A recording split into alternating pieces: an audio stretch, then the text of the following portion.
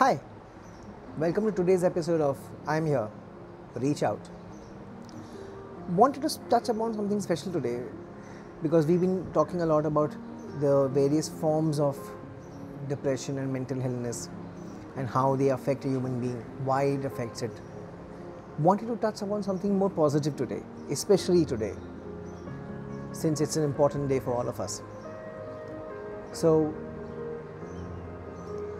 we have to realize one thing, that identifying depression is something which is most key. Identifying it, understanding it, because what happens is, as a person suffering from it, it saps you of your energy completely. So even if you want to do things which would elevate your mood, pull you out of it, like take a walk, listen to some soothing music, talk to a friend, it makes the entire task seem so daunting or rather exhausting in your own mind that you feel averse doing it. So, and basically it comes out being like a catch-22.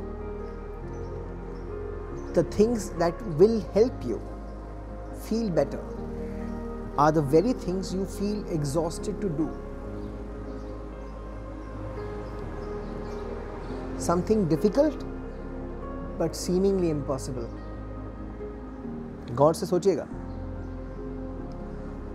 In these times, there are various things one as a person who is going through that trauma and people around the person who's suffering can do. And I'm going to be covering the next few episodes on these points. Starting off with today with point 1 as reach out. Let the person who's going through this reach out and stay connected. Stay connected could be various things. In today's social media friendly things, I think more of FaceTime. But FaceTime on a one-on-one basis. There are so many things which you can discover when you talk to people. Either as a person who's going through that trauma, that loss, or as his or her sounding board. Many a times you realize, and I've read about this extensively, that if you act as a support system to somebody else during your time of trauma, it seems like a major morale booster within you, a mood riser. To be the support system for somebody else during your moment of crisis. One thing which we all know but very rarely follow it: call up a friend, email an old friend from God knows when, reach out, just be nice to them. Maybe they'll be more than forthcoming to be a part of your world, especially now when you need that. You need someone to check in with you.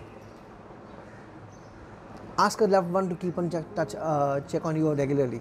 Might come across as nagging first, but then you will realize that how much that person cares for you, and that care, that love, that sheer dedication of that person reaching out to you will make you want to reach out for yourself and for somebody else. I would have said in earlier time, meet new people or something like that. So, but in today's time of lockdown, you can't do that. But everybody else is doing something or the other online. Join a class, something which you have never done before. Nowadays, everybody's become an online chef, online guru, somebody or the other speaking something every day. Join something, do a photography course, anchoring kit course, catch up a flick on OTT platforms, something which would be completely different from what you would normally watch. Chick flick, rom-com, horror for that matter.